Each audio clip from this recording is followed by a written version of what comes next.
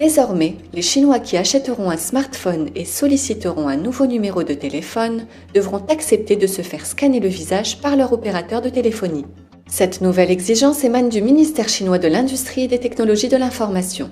Le ministère spécifiait entre autres que les opérateurs devaient faire appel à l'intelligence artificielle ou à toute autre méthode pour vérifier l'identité des personnes.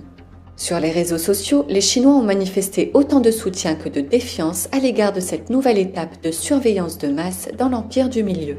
Car même si des chercheurs ont averti des risques posés par la collecte des données personnelles, la plupart des Chinois sont favorables à ces mesures, même si leur perception semble évoluer graduellement.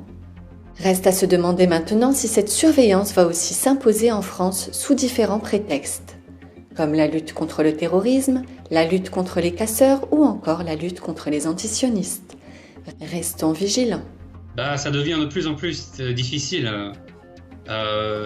C'est sûr que en Europe, il y a des lois qui disent que on ne peut pas forcer ces systèmes sur les gens. Donc, le gouvernement ou l'entreprise doit donner une autre option.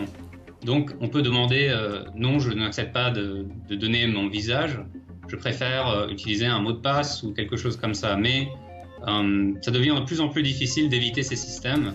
Il faut rester vigilant et la technologie avance aussi très bien en Europe, juste à un niveau un peu plus faible.